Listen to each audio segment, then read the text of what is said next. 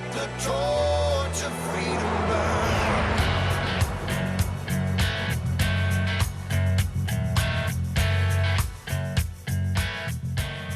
Welcome to the intersection of faith and the culture. It's WallBuilders Live, where we're talking about today's hottest topics on policy and faith and the culture, always from a biblical, historical, and constitutional perspective. You can learn more about our program at our website, wallbuilderslive.com. My name is Rick Green. I'm a former Texas legislator and America's Constitution coach. But today you're mostly going to be hearing from Tim Barton. He's a national speaker and pastor. He's president of WallBuilders, and he gave an amazing presentation at our ProFamily Legislators Conference just a few weeks ago. It's a presentation in response to the 1619 Project. It's a presentation of truth about Black history and about America. This is Black History Month in America. February is, and it's a great opportunity for us to learn the truth, the good, the bad, and the ugly. We don't sugarcoat it. We don't water it down, but we give you the whole story, and that's what Tim does in this presentation. If you missed the opening of the presentation, which was yesterday on WallBuilders Live, it's available right now at our website, wallbuilderslive.com. Let's jump right in where we left off at the end of yesterday's program. Here's Tim Barton at the ProFamily Legislators Conference. Harry Hoosier is not the only minister in American history who was doing amazing things as, again, a pastor in America or as an evangelist in America. You have people like John Morant. John Morant was a convert under George Whitefield's ministry. Now, John Morant was born a free black in New York. He moved to South Carolina, lived with his sister, and one day he was on his way.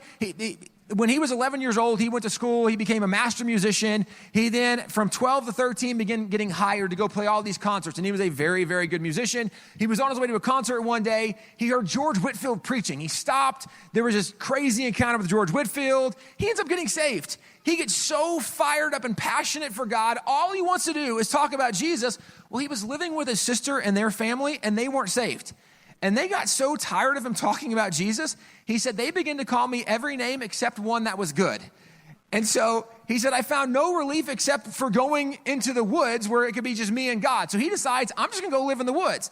He went and lived in the woods, and he found an Indian he'd met in town before. The family knew him, and the Indian was hunting and trapping and gathering furs. And the Indian said, do you want to live with me? And he said, I have nowhere else to go. And so John Morant lives with this Indian for more than 8 weeks, and he learns to speak Cherokee for the whole time he's with this Indian. The Indian then says, I have enough furs. I'm going back to my village. Do you want to go? So John goes back to the village. When they go back to the village, they meet the chief of the village. The problem was the chief at the time said, we're not accepting any outsiders. And it was very clear John Morant was not an Indian, right? Like, didn't have that look. So the chief orders John to be executed. John is seized. His friend tries to speak up for him. They take his friend away. He is seized, and he said, they took me to go lock me in a hut, but they walked me by, and they had all these like instruments and implements laid out on the ground, and he said they began to show me how they were going to use those to torture me, to like dismember and do like burn him alive, like just crazy things. So he has to watch all this. He's only 13 years old at the time. They take him to this hut, they lock him up in a hut, and while he's in the hut, he is now realizing what's going to happen to him the next morning. He said at first he was overwhelmed with fear, but then he realized once I die, I'm going to get to see Jesus. So he began to rejoice, and he was like, Jesus, I'm so excited. He began to pray and talk to Jesus. Well, as he's doing this in this hut, the guard opens the door and looks in and says, who are you talking to? And he said, I'm talking to Jesus. And the guard said, I don't see anybody in here. He said, oh, Jesus is in here with me. And the guard said, well, who is Jesus? So he tells the guard about Jesus. The guard said, hang on a second, I need to get somebody. The guard brings other leaders back from the tribe. John Morant tells them about Jesus, and they're like, okay, that's a great story. Hang on, the chief needs to hear this. They take John back to the chief. The chief ends up converting to Christianity. After hearing John's testimony about the gospel, John had a Bible with him, showed him from the Bible, and he does it all in Cherokee, right? Which he learned in 8 weeks earlier. Out with his, like, it's a crazy story what he's doing. Well, at the end of this, the chief becomes a convert. The chief actually gives him this like big medallion that you're now a prince of the tribe, so you have freedom, come and go as you will. But the chief says, would you be willing to stay with us? We need to learn more about Jesus. Can you teach us more about Jesus? John stays with them in their camp for several weeks, teaching them about Jesus. And then the chief says, we have some other friends that live in other villages. Would you be willing to go to other villages and tell them about Jesus? Now, the chief says, just so you know, some of these other tribes, they're actually pretty fierce warrior tribes. So what I'm going to do is I'm going to send my personal guard with you. John said the chief's personal guard was the 50 bravest warriors from the tribe. And the chief wanted John then to go with these 50 warriors and go be a witness of Jesus to the other tribes. Now, probably most of us have gone on a mission trip at some point in our life, and I love mission trips. But I'm just going to tell you, if somebody came marketing to me and they're like, Tim, we have a mission trip, and there's 50 Navy SEALs, like, I'm in. I have no idea what else is coming, but if I have 50 bodyguards who are like the Navy SEALs, Green Berets, Force Recon Marines, like, okay, I don't know what's happening, but I am so excited about this adventure. Let's do it, right? Our friends, quick break again. Tim Barton is speaking at the ProFamily Legislators Conference. We need just a 1-minute break here. We'll be right back. You're listening to WallBuilders Live.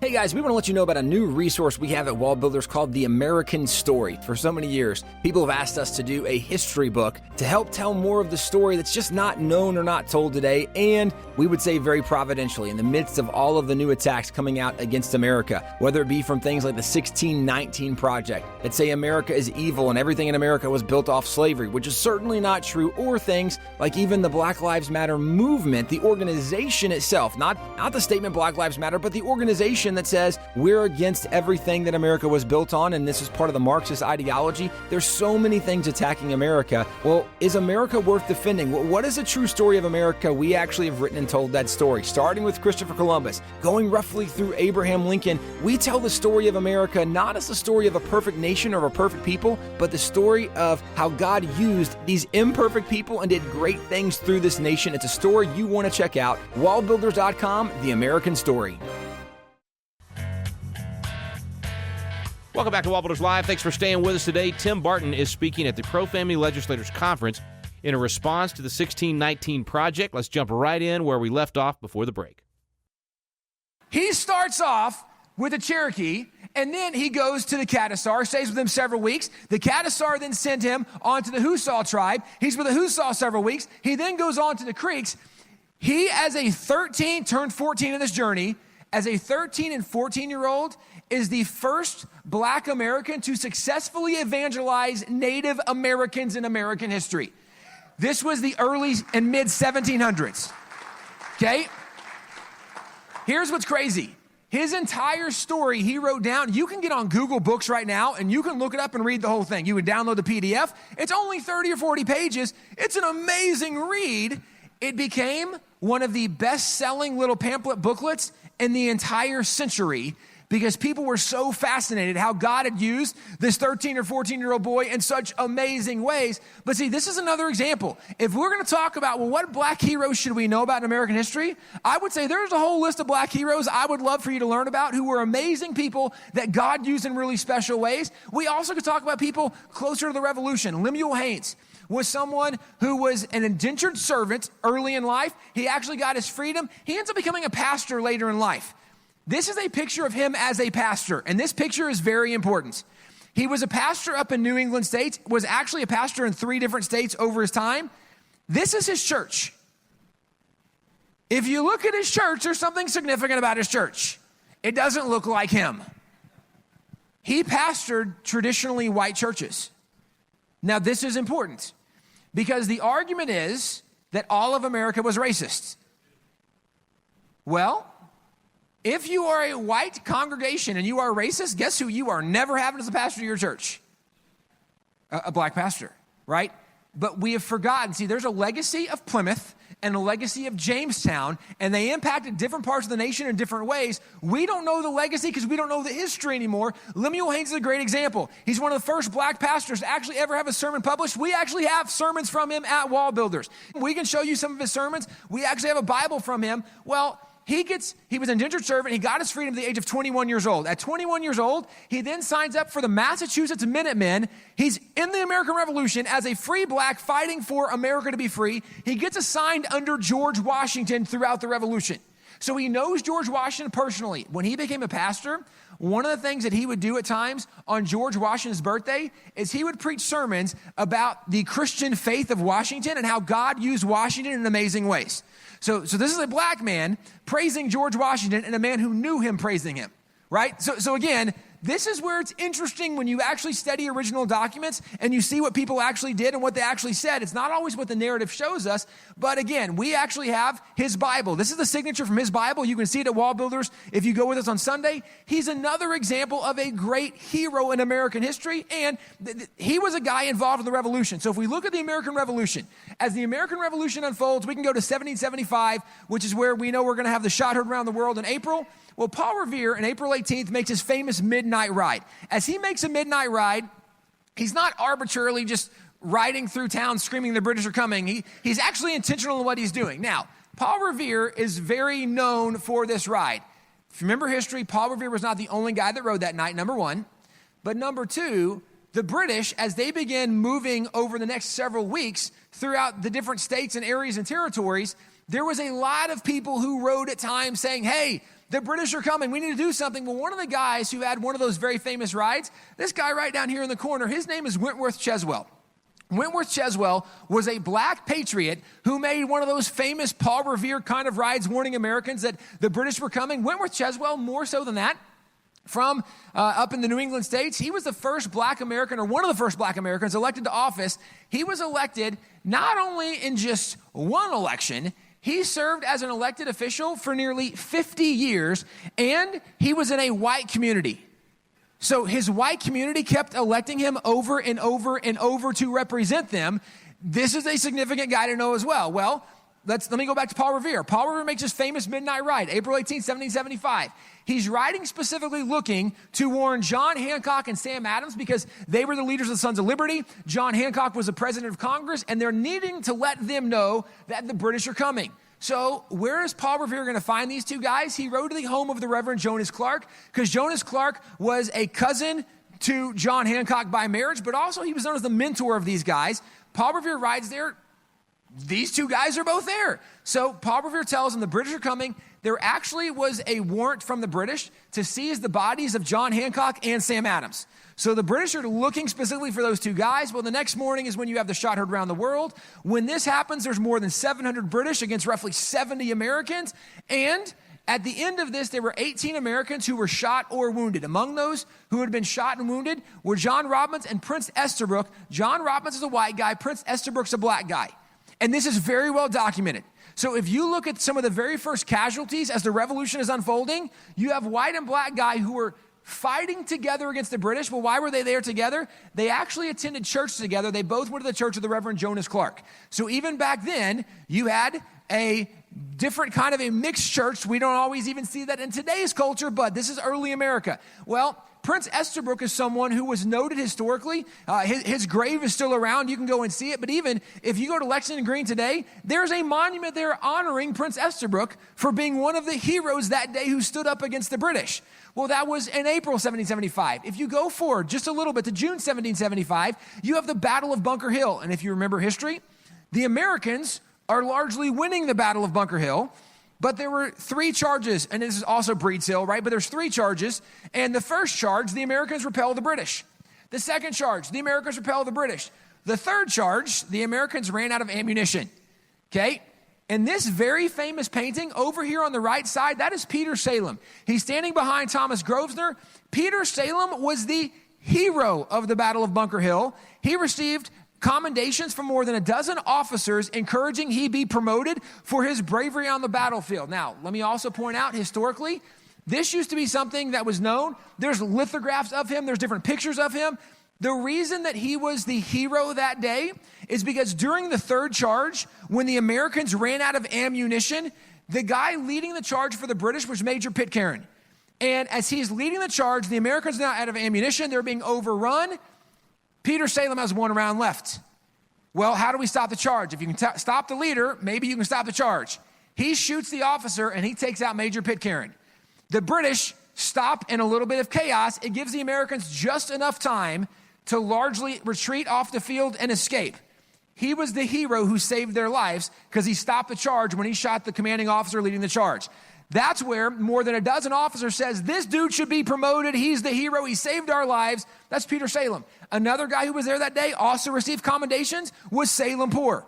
right? 2 black heroes from American history that should be known and identified. Go forward, December 1776. This is when George Washington makes his famous crossing of the Delaware, even in this very famous painting. All right, friends, quick break. We got to take a quick break. We'll be right back. We'll jump right back into Tim Barton's presentation when we return. You're listening to WallBuilders Live.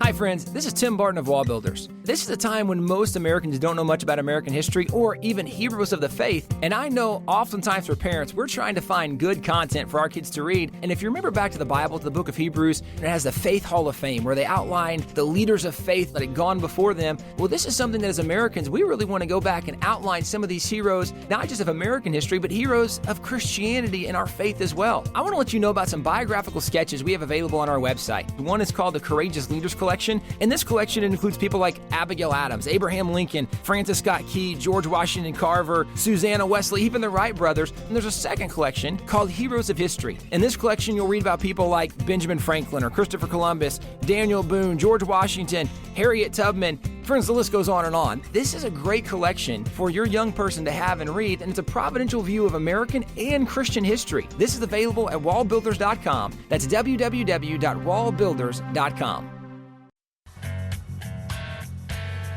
We're back here on WallBuilders Live. We're going to dive right back into Tim Barton's presentation at the ProFamily Legislators Conference.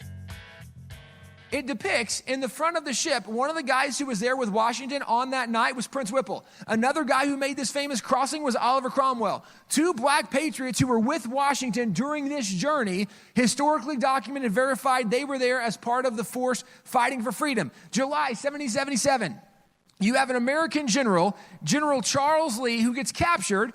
And when he's captured, the only way we can get our general back is we have to do a prisoner of war exchange with the same ranking officer.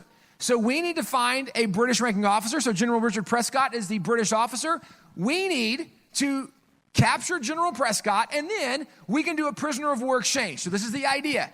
Well, how are we going to do that? Because General Prescott at the time was on an island that was surrounded by the British fleet. But Colonel William Barton, who is now the guy trying to lead this, says we have an idea that if we get in boats at night, if we wrap cloth around the oars, we might can go in the cover of night when there's no moon. We might can row to the island.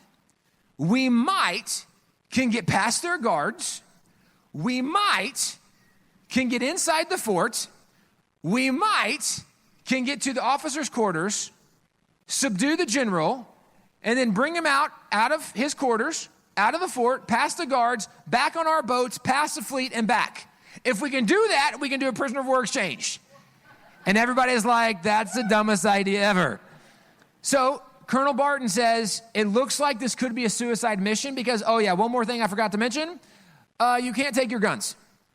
Because if a gun goes off, we will instantly be identified, and then we'll be surrounded, overwhelmed, we'll all be prisoners of war. So you can take a fixed bayonet, but you can't load a gun. You cannot fire a shot. You can take a club, you can take a spear, a pike, you can take some other weapon, but you can't take guns. So he said, I need volunteers to sign up. 40 men signed up. 20 white men and 20 black men. It's interesting. So this is one of the first special operations units, at least relatively speaking, in American history, right? So one of the guys who was there for this special force operation, actually the hero of this operation was a guy named Jack Sisson. So what they do is that night they decide, okay, we're going to get in our boats. We're going to have to go past the fleet. And then we get in, we're going to have to subdue the guards. And so far, so good. They get in at night, they subdue the guards, and then they go into where the general's quarters are. The problem was they get to the door and the door is bolted from the inside. So they have no way to get in. And that's where Jack Sisson steps up. He said, everybody out of my way. This is where, think of the best linebacker hit you've ever seen in football. Jack lowered his head and charged the door head first. He knocked the door off the hinges, went inside, and the officer was asleep in bed. As the officer hears a noise, wakes up, he starts, Jack runs over. Now, there's 2 accounts. One account says that Jack, open-handed, smacks him. One says that he backhands him. Maybe it was both. I don't know. What happened is it rendered him unconscious. Okay? He then, and here's where there's two accounts. One account says he picked him up under his arm. One says he threw him over his shoulder. It could have been halfway he switched. I don't know. But Jack picks him up, says, all right, guys, let's go back to the boat. So, like, Jack has done this by himself, right? So he has them. So they get back to the boats. They pass the guards. They get back, and they're able to now conduct this prisoner of war exchange because of what Jack Sisson did. And if we think about special forces operations today, it actually goes back and starts with people like Jack Sisson, which that would definitely be a story worth noting, because this dude was awesome in helping work out this prisoner of war exchange. Well, we can even note more significant players in the game, because that was just one moment, and it's a cool moment, but that's one moment.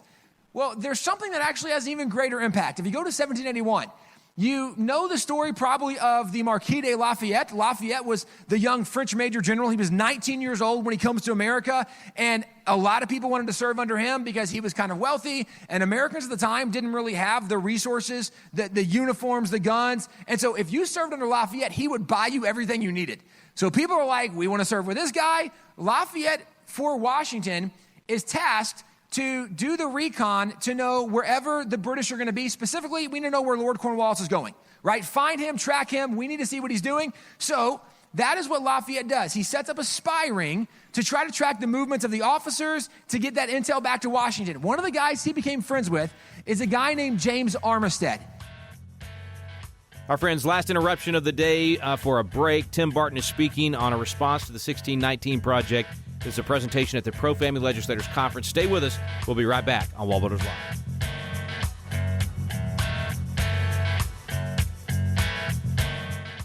Live. Have you noticed the vacuum of leadership in America? We're looking around for leaders of principle to step up, and too often, no one is there. God is raising up a generation of young leaders with a passion for impacting the world around them. They're crying out for the mentorship and leadership training they need.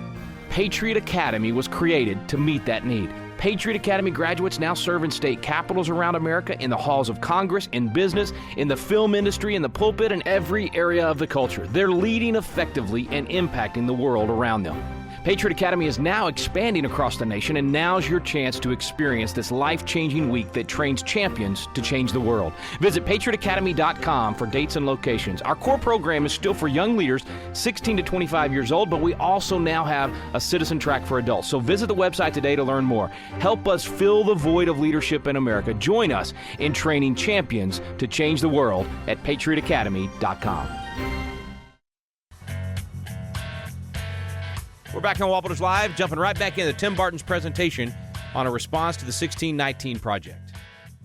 James Armistead is the hero of this story, but let me give you a little context. If you back up, Benedict Arnold was a famous American general who got very frustrated because he kept getting overlooked for promotions, and he did have kind of a temper, and his wife was a loyalist, so there was a lot of issues with Benedict Arnold. Well, he decides he's going to sell out West Point, sell out Washington. He gets caught, so then he has to retreat to the British, so then he becomes a general for the British. Well, as a general for the British, one of the things he did was they conquered Richmond. When they conquered Richmond, James at the time was a slave. He was a slave in Richmond, but he saw Richmond fall. He went to his master and said, I want to go fight for the Americans. I want to help defend Richmond. And his master said, well, if you want to fight, you can. At the time, the law of Virginia said that if you fight for 1 year, you could be given your freedom at the end of that year for fighting. So the master knows, like, essentially, you're going to get your freedom doing this. But he wants to go and fight. So he goes and fights. Actually, when he signs up, he gets assigned under Lafayette. And Lafayette has this spy unit where we're trying to get the intel of the British. And so Lafayette tells James that we want you to go into the British camp and gather whatever intelligence you can and come back and report to me. So James pretends to be an escaped slave seeking refuge at the British. So he gets in there and he gets to the camp of Benedict Arnold, which is the very reason he wanted to fight in the first place, because he doesn't like Arnold. He gets to the camp and he starts serving in the camp, but he listens to what's going on, trying to gather intel to get back to Lafayette so Lafayette can send it to Washington. Well, as he does this, he starts serving in the camp. He served so well. Benedict Arnold saw him serving just the men, and Benedict Arnold says, a guy like that shouldn't serve commoners. He should be serving the officers. So he called James in to serve specifically the officers. He then later on makes James his personal assistant. Here's what's interesting. There are 2 letters in the writings of Lafayette. Both are worth reading. The first letter, Lafayette writes to Washington and says, there is a new spy who has given me better intelligence than all of my other spies combined. His name is James, and I trust what he is telling me more than anybody else. And so he just brags on James to George Washington. Well, as they are there, he is now serving Benedict Arnold. Benedict Arnold then gets reassigned to serve under Lord Cornwallis. Well, James is the personal assistant, so he goes and serves Benedict Arnold under Cornwallis. Well, he's now in the officer's tent for all the meetings. So he's hearing all the plans. He's getting word to Lafayette, who's getting it to Washington. Here's what's interesting about this. As Washington is now getting new intel, the Americans start showing up in the right place at the right time, and they start winning some skirmishes the British never thought they would win. So Cornwallis gets suspicious, and he says, I think there's a spy in the camp. He starts talking to the officers. There's a spy in the camp. We have a spy. We have to find this spy, and we need to kill him. We can't let the spy go. And James is hearing all this. So you can imagine the tension in the moment, right? Because you're a spy, you got to play the game, but you know if they catch you, your life is on the line. Cornwallis tells the officers, leave the tent. He says, James, you stay behind. All right, friends, we're out of time for today. This was sort of the middle, actually, it was exactly the middle of a 3-day program where we're bringing you Tim Barton's presentation in response to the 1619 Project. If you missed yesterday, it's available on our website right now today at wallbuilderslive.com. If you tuned in today in the middle of the program, today's program is available on the website. And tomorrow we'll get the conclusion of Tim Barton speaking at the ProFamily Legislators Conference. Thanks for listening today to WallBuilders Live. We stand undivided.